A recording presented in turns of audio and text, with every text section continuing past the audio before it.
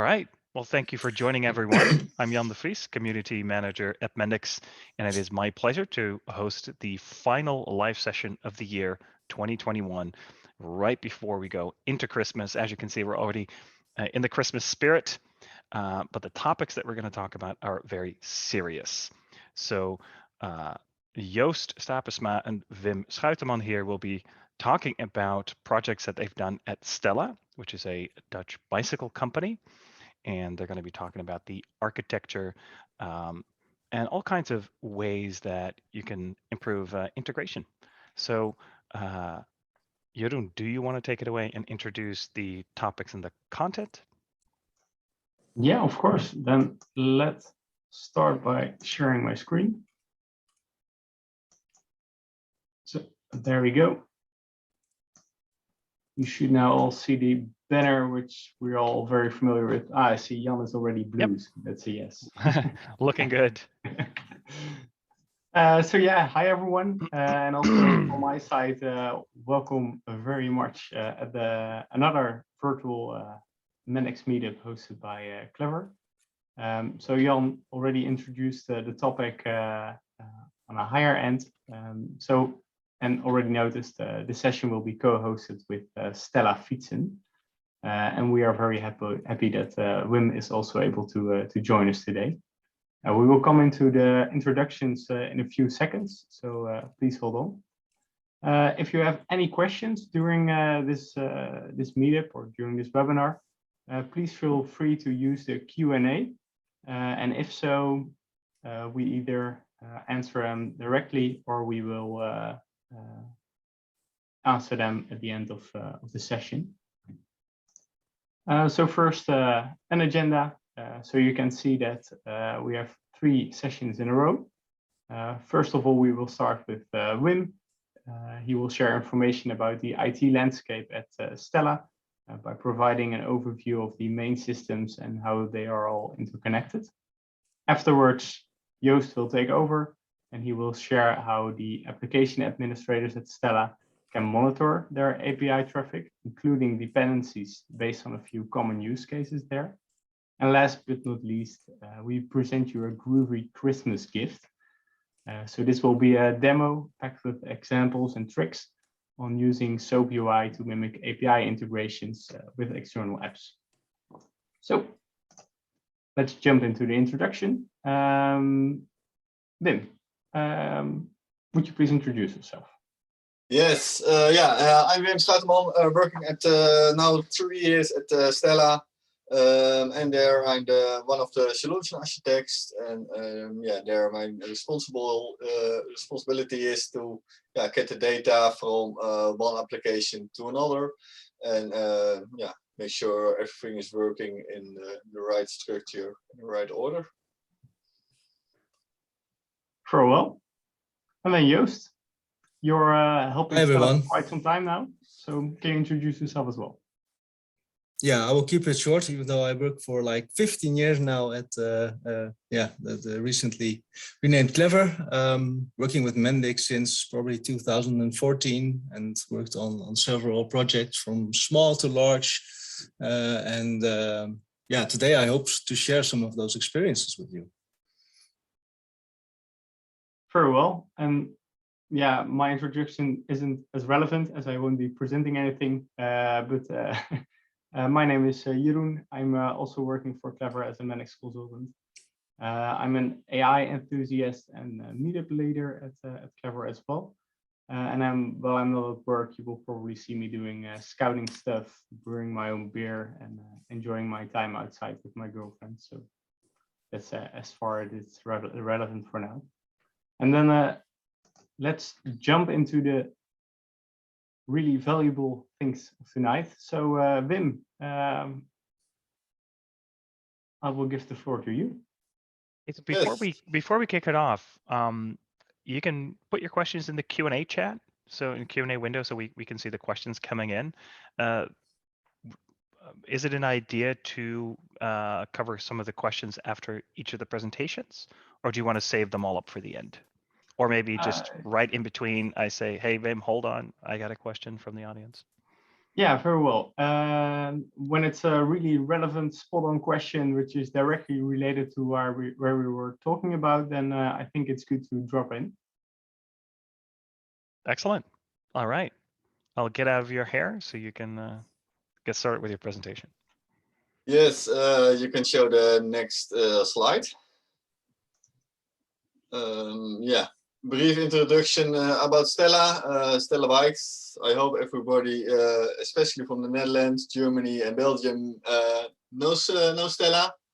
Otherwise, yeah, maybe you need an e-bike and start Googling it. So yeah, well are we? Yeah, we are Stella, e-bike manufacturer, only e-bikes. We started 10 years ago, so this is our anniversary year. From a carriage, the two current owners, they started at the parents' carriage. Yeah, currently we are around 700 employees.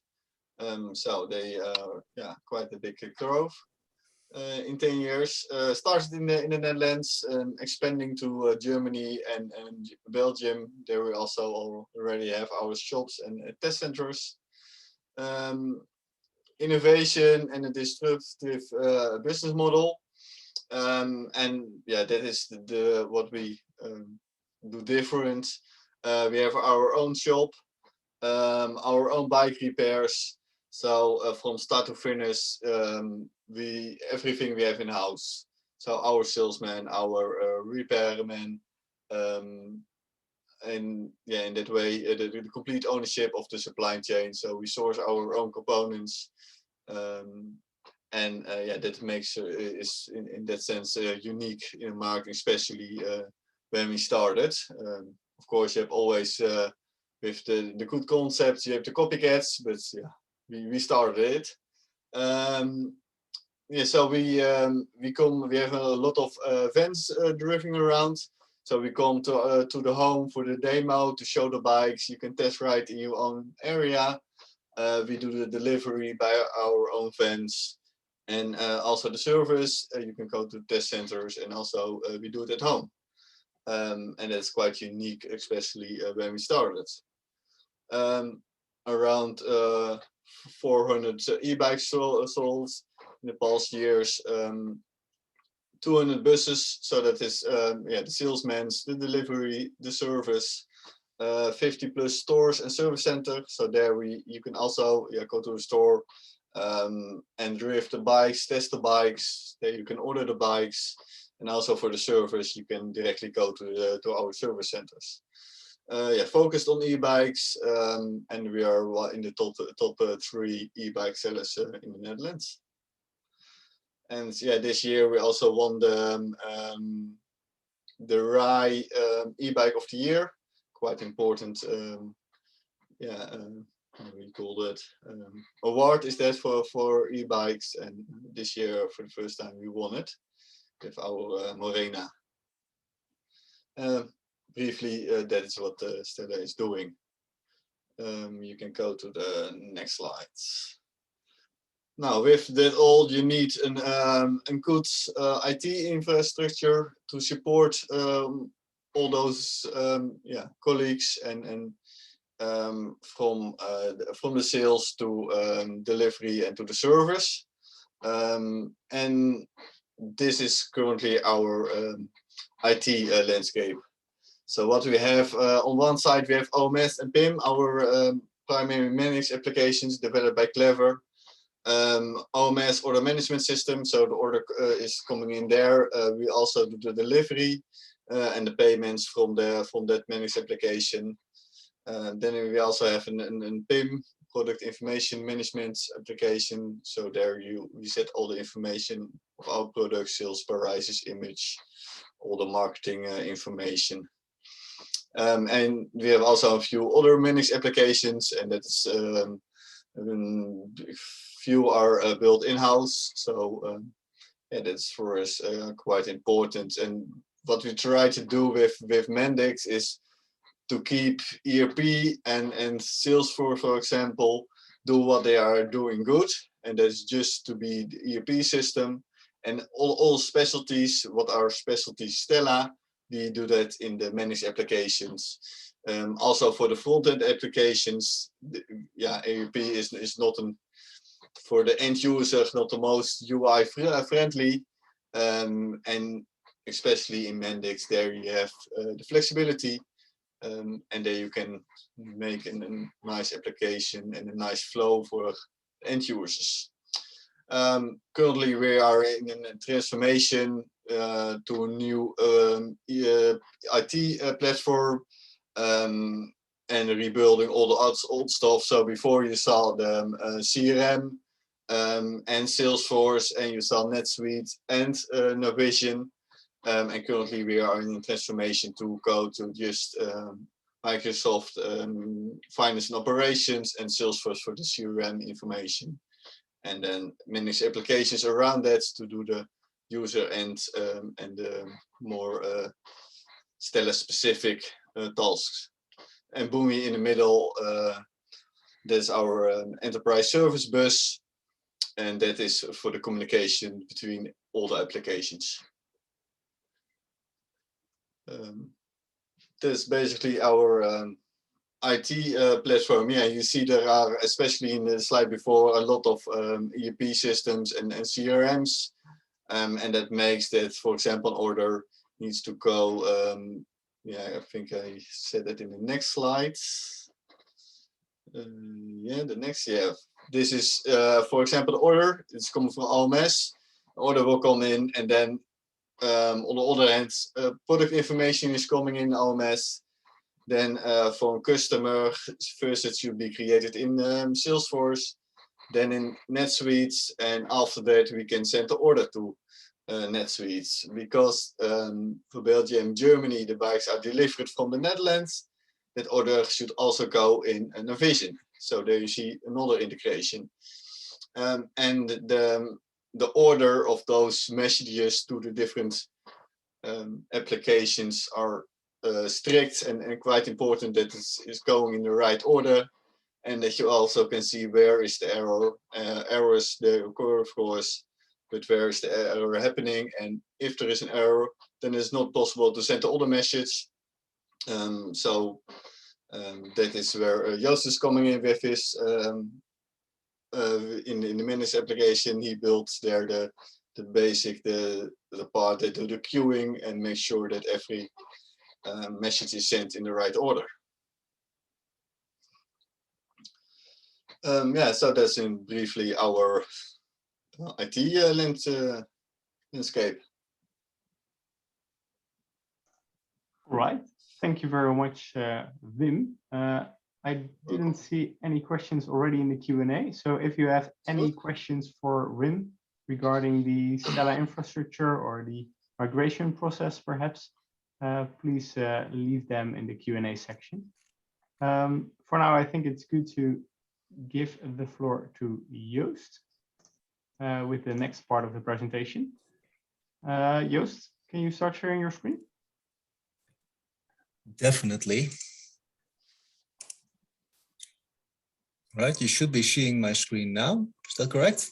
Very well. It's the same slide. Yep. Well, as Wim already indicated, the IT landscape at Stella is quite complex, or can become quite complex, especially with a sales order that has to go through several stages in order to make sure that the data is ending up in the ERP systems in the correct sequence.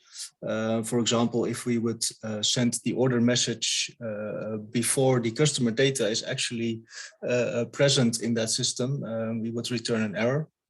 And of course, this can be solved with delays, but that's not the best way to do it. So what have we done? We created an API dashboard that actually makes sure that the application administrators are able to track and monitor all of the integrations. What we have done is we every API message, or actually every API message is concentrated or saved in a single message entity in Mendix. And this message entity is a central point where we can actually link generic functionality like queuing, sequencing, and making sure that everything is done in the correct order.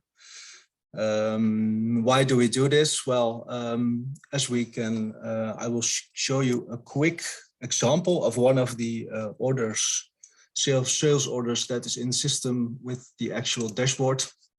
So what we see here is that I have filtered for a specific order number, where we can see that we initially started the payment. Of course, we want the payment to succeed before we forward the order to the ERP systems and start all automatic processes that order or assembly or otherwise. Then we have on the order creation moment, we have actually a sequence of 3 separate messages. As Wim indicated, this is an order for Belgium. So it first creates it in the NetSuite system. Then it sends another message to the Navision system, but it will only send it if this integration has been completed. Not only is that this can be difficult if you have synchronous transactions, but in our case, many of the transactions are also asynchronous, which means that once we fire the message to the external system, we actually have to wait until we receive a confirmation on another endpoint that we host before we can continue with the next message. Well, as you hopefully will see, for example, for delivery, there are like 7 messages in a row that are being triggered, and they all have to be triggered in the correct sequence. Some might be synchronous, like the Navision ERP system that only handles synchronous responses, and some are asynchronous. So this dashboard actually allows the application administrators to see what's going on for a specific context object, which in this case is the order. And they will be able to actually see the contents of the messages that are being sent out, the responses that we are receiving, in order to have this full 360 view of all the integrations that are involved in a complex use cases. There are several advantages to this. First, we do everything in we can store this in the background, make sure that they are executed while the user does not have to wait for the transactions to complete. And this also means that if the user closes their browser, the process will still go on, no matter how many messages are being sent and how much time it might take for a single system to process this message. Even when the external system is down, it will keep the state of all the messages that have to be sent in the database, so that when the external system is up and the retry functionality kicks in, then all the other messages are being triggered in sequence as well. Another advantage is that if you would put everything in a single transaction in your microflow, once you have sent the first message to your ERP system, there's no way to do a rollback because the message has already been delivered or accepted by the external system. And if the microflow transaction would be rolled back and you would have no record in your system that the message was sent, the user might even retry the operation, which can end up with duplicate data in the external systems. Yeah, that alone makes it very important to keep track of your API messages and don't lose them. I will show now a simple example, and then I will move forward to the next topic. A quick introduction on the use case for the product management. Wim mentioned the PIM system being involved. The product is initially created in the PIM system. The PIM system is the system of record for the product master data, as well as all of the sales related information. But the new ERP system that we are going to introduce is actually responsible for all the logistical data and financial data and stock information, for example. So we have kind of a split responsibility for product information, but only when all of this product information has been completely filled in, that is the first moment that the product can actually be put on a sales order.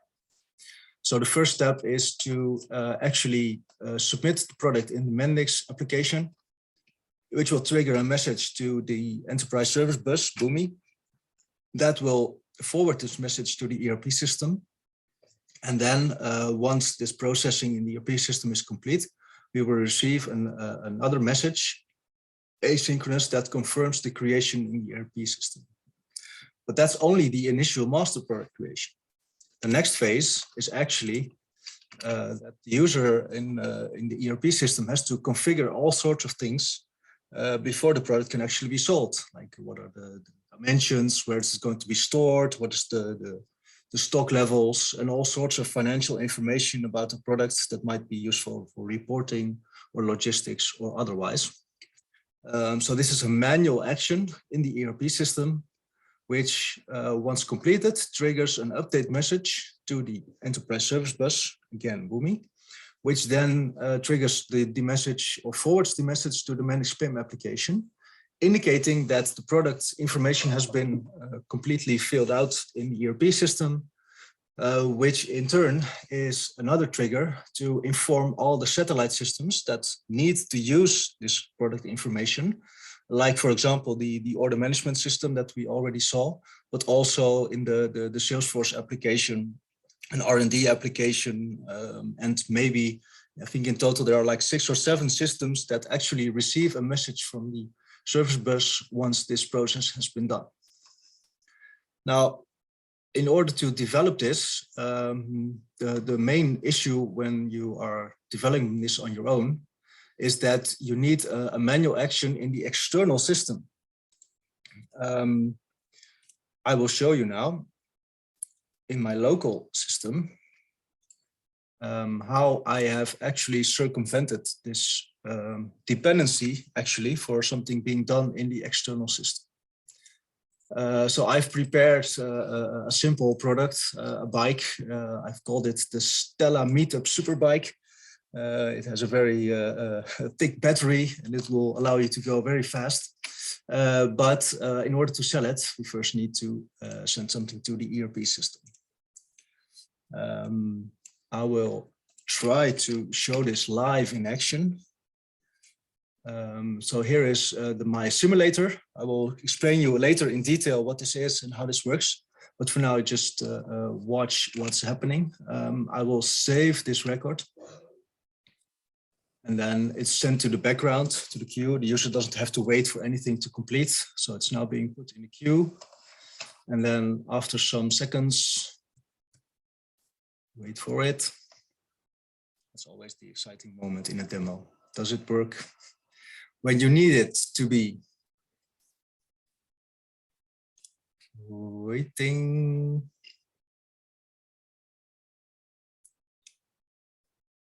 Yeah, did I activate it? Of course, I forgot to enter some data. Really?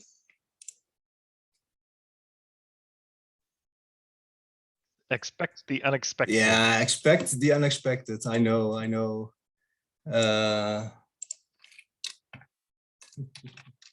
I always have this when I do a demo like this. Is it listening to the same port or the same URL? I just did it like a few seconds before we started this.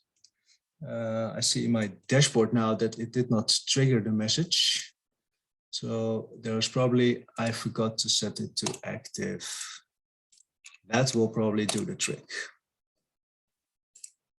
Yeah, all right. See, it's always a simple flag that you forget to enter. Now it's being put in the queue. And there it is. We have received a single message in the simulator. And it has also returned a response. And then we all see some more happening. And that is where the magic happens. So when I go to my dashboard, you will see that I have, look at the time, just sent out a product, an outgoing message. We received the asynchronous response. And it actually contains some sort of a random identifier to make sure that I mimic the ERP system as good as I can. And what we also see is that it actually also triggered 3 incoming messages. And then when we go back to the presentation, you will see that the first part was to initiate. That was the initial outgoing message that took so long to complete because I forgot to set that stupid flag. Then the response was returned asynchronously. And then this part, the manual, actually completing this product in the ERP system, which eventually triggers the release product. So to ensure that a certain product can be released for a certain country, is also actually received. And I didn't even have to do anything by hand. I did not have to copy paste some sort of an ID. I didn't have to make sure that I have I actually sent 3 messages instead of 1 because I released different versions of this product. This is all related to the ERP system. And I all did it with just by preparing this. And you can imagine that if you do this once, it might be once a week. It might not be useful to set up an entire simulator for your application. But if you do this 20 times a day and you have to copy paste all things back and forth, you can imagine that it takes a lot of time. So this is the actually transition to the main course of this meetup. Fake it till you make it. How did I do this? Well, let me start with a quick introduction. You all know the scenarios where you, I'm not sure if you all know, but I just assume that, sorry for that, that you have to develop an API and then the external API is in the cloud and it's well documented, but the connection is only made available after signing a contract with the publisher, or you need an external party to give you some sort of an SSL certificate in order for you to actually connect to the system. But of course, the customer is demanding you to deliver this new API next week. But you're actually waiting for this contract to be signed in order to actually test something with it. Or the external API is hidden behind a firewall. And again, you have to wait for an external department to actually open up a port for you to access it, to test some things. Or you have a perfectly planned and prepared demonstration and you've decided to put in a final dry run. And then, oops, the external application made some last minute changes and suddenly your perfectly planned demo doesn't work anymore. Of course, you depend on the output of that API in order to complete your demo, because that's only the first step. You retrieve some data that you then use in your application to do 10 things more with it. And another more common scenario might be that the external API is not ready yet. It's being developed side by side by another external party or company, or maybe even by your colleagues. But they are far from ready. So you have to wait, and all this time you try to see if it's available, but there's an error. It's not available, it's not found, or you're not authorized, or some other reason that you are unable to access or test your API before you actually deliver it. And other than the fact that simulating your API can be overcoming this issue, it can also help you in development if you have to send several test messages every day in order to test it. You can always do things like manually sending a message to your endpoint to receive some data, or to develop another form of simulation in Mendix app itself. But in what I'm going to show you is how to simulate it as if you're actually talking to an external system.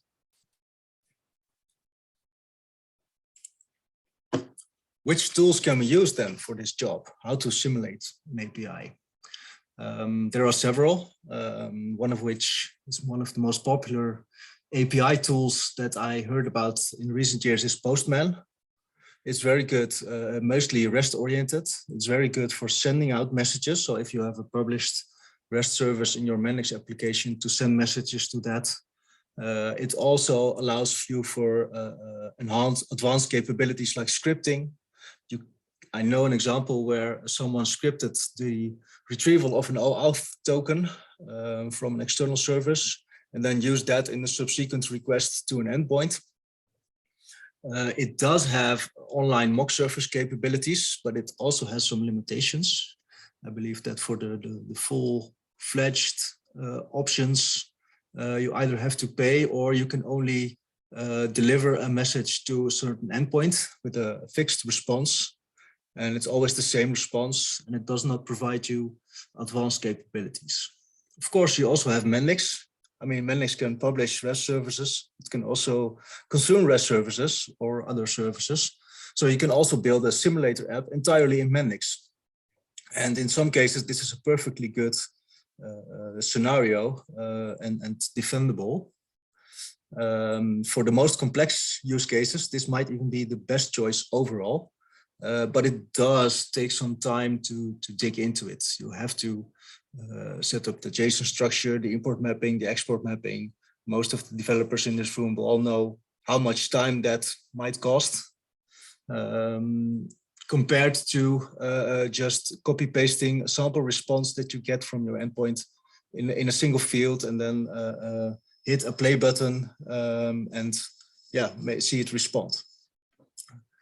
Yeah, SoapUI, I've been using this since, well, a long time. Let's say before REST was even popular. It was based originally mostly for SOAP-based messages, but in recent years, it also has developed capabilities to do it with REST.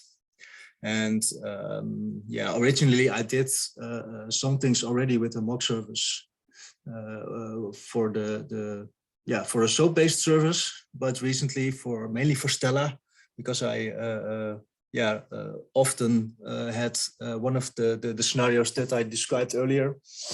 So I tried to or decided to dust it off and see if I can do more with it. I believe one of the advantages of SoapUI is that it runs locally. You don't need any online connectivity for it. It's easy to set up for quick simulations and still capable of handling complex scenarios. There's a free open source version available, and that's my tool of preference for this demo, at least. There are other online services that provide similar features. I don't have a thorough experience with those other tools. But yeah, if you have already experience in a tool that provides similar capabilities, of course, you're welcome to use that. But then you would miss out on all the cool stuff that I'm going to show you now. I have prepared a sample case. It's almost Christmas. Suppose we have a Wishlist service that is hosted by an external party. We have a Mendix application that can be used to submit a wishlist to.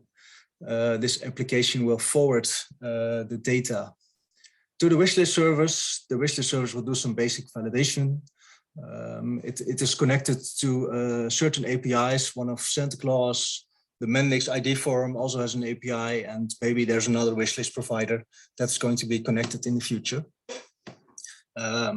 The idea is that the wishlist service returns synchronously the response whether or not it accepted the message, like an email service that says, okay, I have received your call. Then it will forward your message, your wishlist, to the actual service that you want to call. Then this might take some more time, depending on the size of the wishlist, for example, or the amount of the size of the wishlist or other factors that I can imagine that Mendix reacts faster than Santa Claus because it's only available only in December in a certain part of the year. But anyway, once this service has completed the validation, then you will get a message back, and then of course, you can be happy or disappointed regarding your wish, whether or not you're going to get it. So I actually have tried to create a very simple Mendix app. I first did it completely in SoapUI. But of course, this is a Mendix meetup. So let's see. I have a very simple wishlist app. It doesn't do much. It has like the wish list and a set of items and some logging for the API messages. That's it. I'll not go in depth in how this is being developed, but that's simple. And we have SoapUI.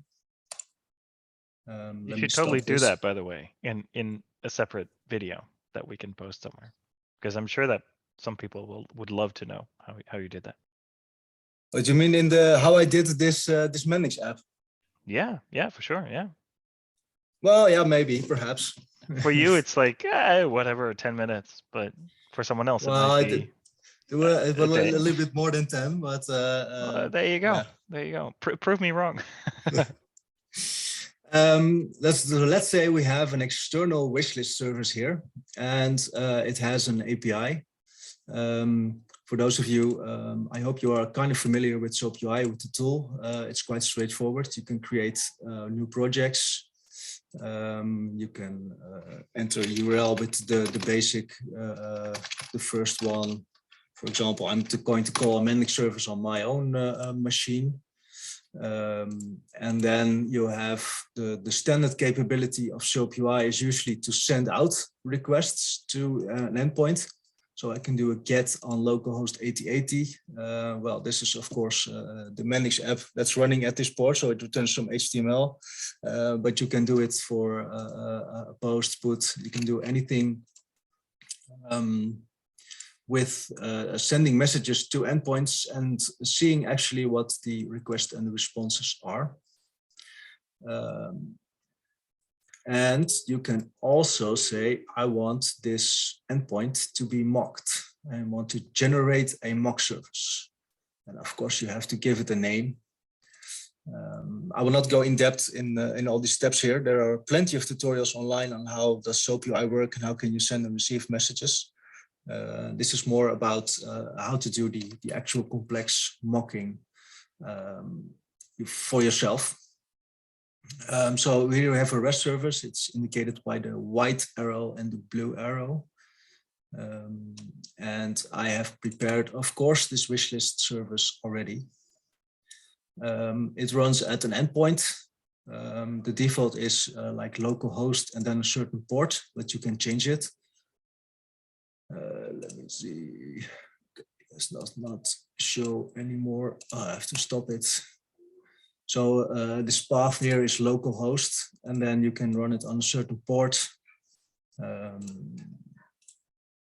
You can add several endpoints below. This means that you can have a layered structure of several endpoints. Yeah, for example, if you have the Google API, it will have several layered requests to retrieve a user, and then based on a user, its items, its calendar items, and then you can drill down again with the URL to go down to an entire specific wish list. So this is the sample message. It has a to. You have to provide to whom it's going to be sent to. You have, of course, the name who is going to, that's needed by sender to check the naughty list, for example. You want to have a date. You can actually use variables in here. You need to have some sort of a random unique identifier. And you have a list of items. Now, this is if you would do it in SoapUI, but again, like I said, I have done a simple app in Mendix, so we're going to create a new wish list. So we could try to send it to Santa Claus, of course, from myself. And then I want to wish for PS5. I don't know. I can wish for anything I like, or printed socks. I'm gonna go with PlayStation 5 here. Is it just, you know? Me too. But yeah, well, we'll see what happens. What Santa Claus will say of that. So of course I have to make sure that it's running, or else it will not accept my create messages. And I'm going to submit this wish list. Now this is a debug developer screen. We can see that I have made a request. I also see the actual raw output, so the message. All right, there's an error. Oh hell. And then it says 404 not found. Okay, that's probably an endpoint or a port that's being wrong. Of course, again, demo. Let me see where it's sending it to. 8089/wishlist. Yeah, it's running on 8089. Yeah, that should be it. Of course.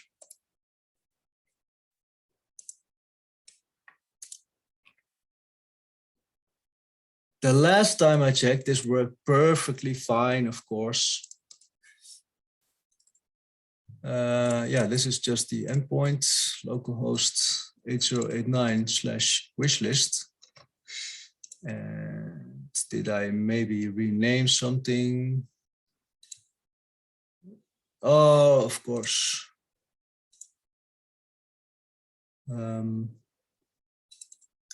This one was actually running at 8089. See, I didn't do this in the dry run. I didn't actually create the new project.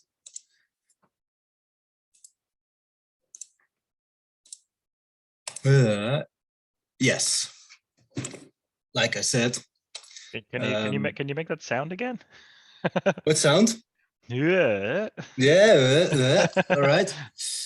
So I have now sent the request. My SoapUI instance, this is fine. And now we have to wait for the asynchronous response. It's probably the asynchronous response that does not want to do it. Oh no. I want to hear the people watching this. Do you think that Joost should start a live development streaming Twitch? I totally watch it just to hear that whoa sound.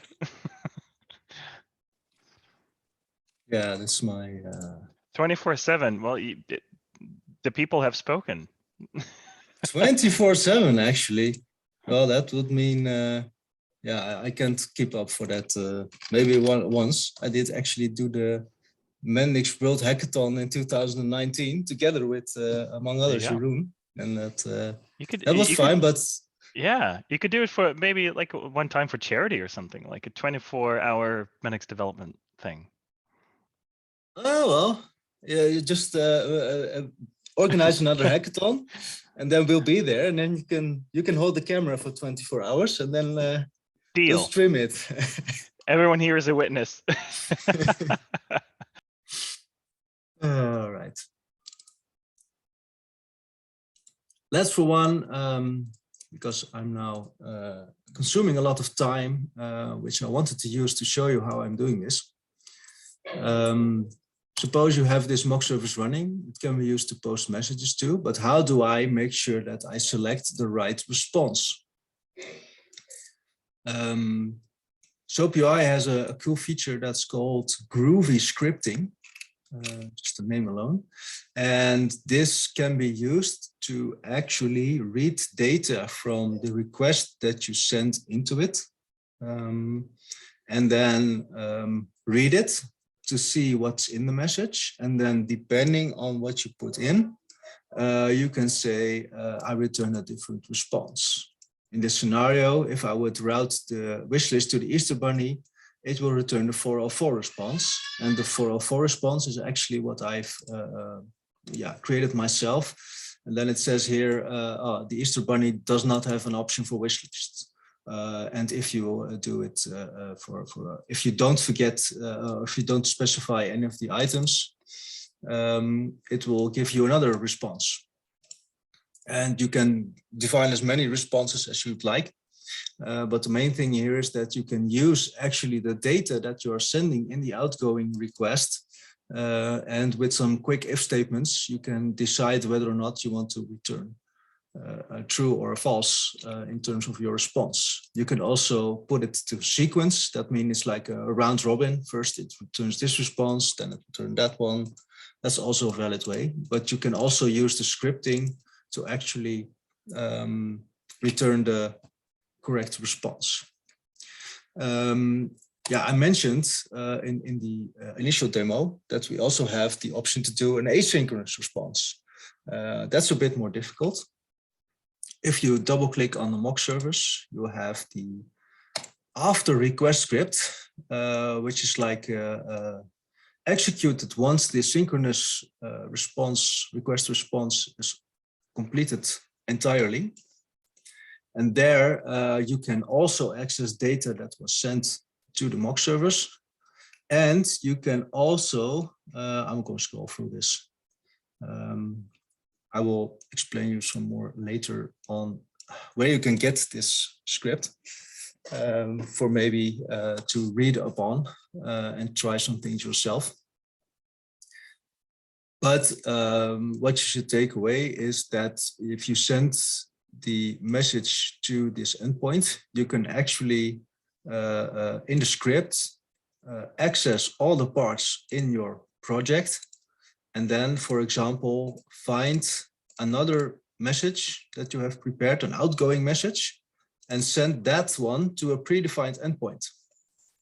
And in that confirmation, asynchronous confirmation message, you can use things that are called variables that you can actually fill in your scripting. And then once you've done that, you can actually use dynamic data in your synchronous or asynchronous responses. And where can you use that for?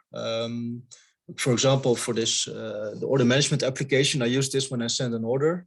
I will generate a random ID for each individual order line that was sent.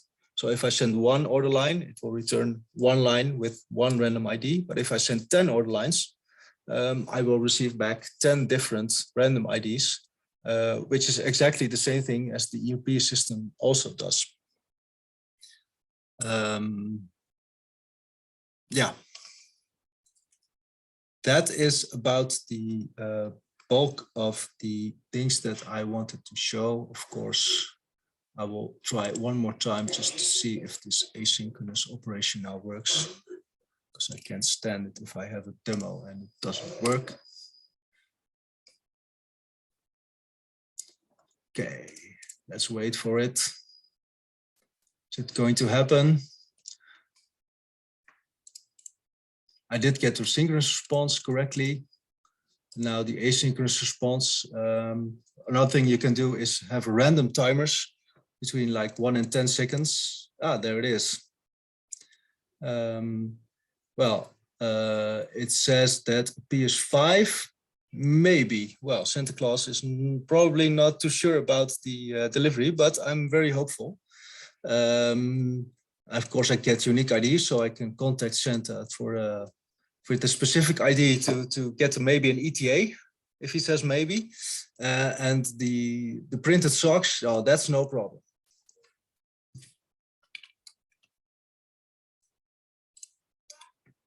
Let me see. I have most of the use cases I have already shown you.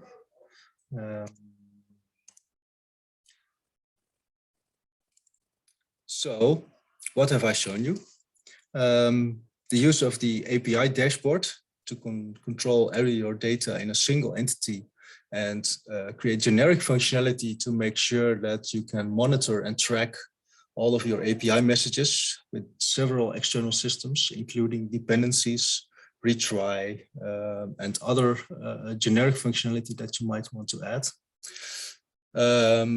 I have shown you how you can use SoapUI to simulate your external API, not only by returning a different response synchronously, but you can also use the scripting to generate dynamic content based on what you sent in your outgoing message. and even include asynchronous responses.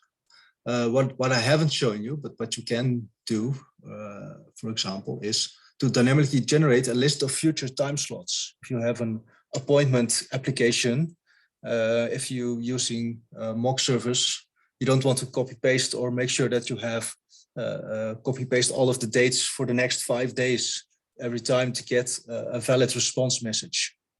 So you can do that with the scripting. You can also, there's a disclaimer here, store your local credentials as project variables. That's the one thing I still want to show you. On the project level, you can have certain properties or variables. And these variables you can actually use in all of your messages. Let me see if I have one here. Yeah, I just shown you one example. But what I also use it for is to have one place where I can have my local credentials, a username, password for my interface user.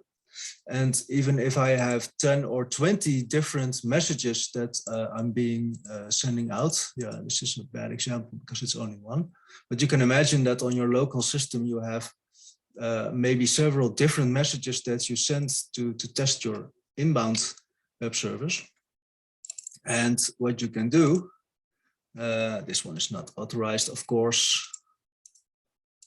I have to check.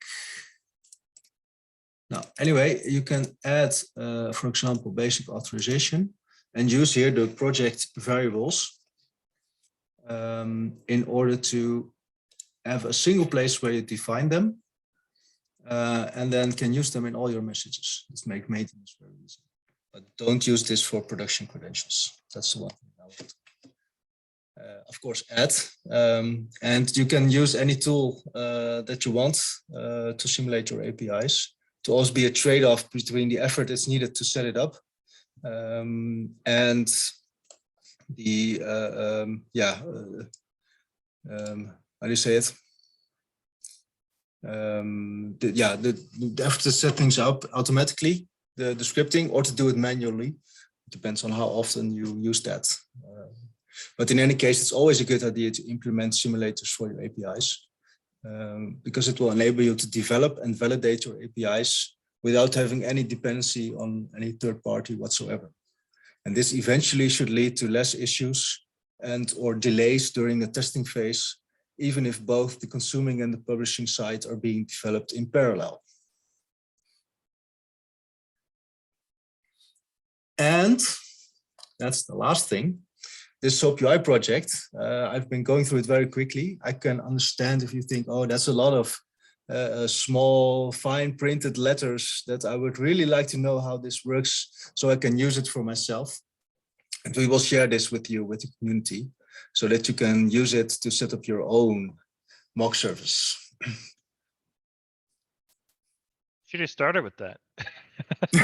Well, Jeroen actually already mentioned it. He said there's a present. Ah, good. But you just didn't know what it was yet. Exactly. It's not this sweater. It's not your scarf either. Yeah. Who knows? But secret Mendix socks. Yeah. No, this is great. Yeah, I think this is really valuable. You know, because it's not just a presentation and the knowledge, but also the practical part that people can play around with, I think is super valuable. Yeah, it helped me a lot in recent and also earlier projects to speed up development and also to maintain pace, even if you have a situation where you really depend on that external system to give you some data in order to continue your flow in your Mendix application or other application for that matter. Yeah, so Leander is asking, with the Mendix app included, right? It's a paid add-on, I think. Well, we do have the new marketplace where we can, yeah, this Mendix app is very simple, but I think we can share that as well as a bonus. Right, Jeroen? Okay. Yeah, okay, if you're... He's like, don't ask me, dude. It's your app. Yeah, I will share it on the marketplace. Fantastic. Well, thanks for presenting, Joost and Wim.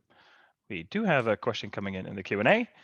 Theo Zwart is asking, what is your greatest challenge in the SoapUI? It does not have a functionality that is very present in Mendix. It's called breakpoints. So if you building your scripts of your own, it might not work from the get-go. It took me some time to actually learn how to discover how to read this SoapUI API or this Groovy scripting. It's not a hard language, but because there's no real debugging or error handling, it's a bit of trial and error sometimes. So yeah, if you're going to do this, know what you're getting into. Once you have gotten the basics, it will help you immensely. Also, yeah, I'm working with a team of 6, and I share this SoapUI project for the actual project with them, and it saves them also a lot of time. But the greatest challenge you might end up with is that, yeah, you have to get it the first time right, because debugging is a bit hard. There's a log, but yeah, it's sometimes trial and error. That's the greatest challenge. Got it. All right, so there's another question here from Erik Veldkamp. Is it easy to mock HTTPS endpoints with SoapUI? Well, actually, it runs on your local host. So you would have to set up your local host to have the HTTPS web server. I have no experience with that, I have to be honest. I don't use it for that, because that's mainly, I believe, a challenge that you have when you connect to an actual external system. And the main advantage of this part is not to test that part, but to be able to test your input and output messages and to see if it flows correctly in your application. And the HTTPS part is more about connectivity. So no, I have no experience with that. So that would be something that you would set up outside of SoapUI itself? Yeah, that is something I would do with the actual target system, actually. Once it's up and running, or once they have developed. Because once the connectivity is up and the authentication is correct, then you will know that your message in and output will follow through as expected. Of course, if they adhere to the message format that you have agreed upon. But that's a topic for another meeting, maybe. So Karim is asking, what do you find easier, using SoapUI or building your own simulator? Or are there things that are easier with SoapUI and things that are easier with your own simulator? Well, SoapUI is easier to fiddle with. If you have changes in your message definitions, you can quite easily copy paste a new message format and fiddle with it to see to make sure that it works all right, or until it works all right. And in a Mendix application, yeah, it's probably a bit more time. You have to hit the restart button. It only takes a few seconds, so it's not very that much. Yeah, I mainly use it to select a synchronous response and an asynchronous response. I did that just to see how it could work. But yeah, it all depends on your situation and your experience level, maybe with SoapUI, whether or not you feel more comfortable with doing it either way. Have you ever built your own simulator, or how would you? Well, you build a Mendix app, and instead of creating a mock service, you create a published REST service that listens to an endpoint. And then you build custom functionality based on the message format that you put in and expect back again. And then use the Mendix features like map automatically to generate your objects for you. And then you have to create a microflow that actually generates a proper response. Then, of course, you do have more access to the variables, because you can just read the structure of the message in Mendix objects, which is familiar to most of the Mendix developers. So yeah, that's an advantage, but I do believe that it might take some more time, especially for the quick see if it works kind of test. All right. So now knowing that you're a fan of SoapUI and it's accessible and fairly easy to use once you get used to it. SoapUI Pro, yay or nay? I'm all for the free community editions, open source platforms. So SoapUI Pro, I have not found the need for it in my projects yet. It probably has some. What would it potentially add if you go pro? I have no idea about SoapUI Pro. Well, I believe that you can do more with the test suite. So you can do a kind of a step-by-step test suite where you can have a SoapUI wait for an incoming message, then do some manual action or hit a button or whatever, and then it waits for the next message. So you can more test an entire process. And also for load testing, it might have some more capabilities to stress test an API by sending thousands of messages very quickly. I believe some basic functionality is also in the community edition, but the Pro edition will do that and even better. And if the company you're working for already has a license, well, be sure to make use of it. If not, I believe that the free edition will get you a long way. Right. It's not necessarily something that you'd buy as an individual, but if your No, company happens to offer it, then great. Okay. Fantastic. Well, that was the last question that I see here. Yep. So over to you, Jeroen, I guess. Yeah, I think that that concludes this this meetup. Just a little after 8.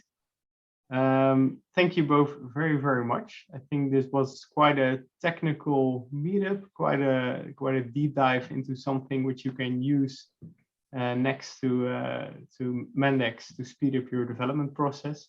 And also a look in the kitchen at Stella Bikes, how they use the Mendix platform in their architecture. Several smaller apps which help them to scale even further. So thank you both. We hope that it all met your expectations. And if you would stay in touch, please feel free to add either one of us on LinkedIn, of course. And from Joost, Wim, Jan, myself, I think we would like to wish you a great day, happy holidays, and of course, all the best when extending your low-code empire. So. Absolutely. Happy holidays, everyone. Thank you for joining, and see you all next year. Happy holidays. Thank you a lot. Right. Bye-bye. Bye-bye. Bye.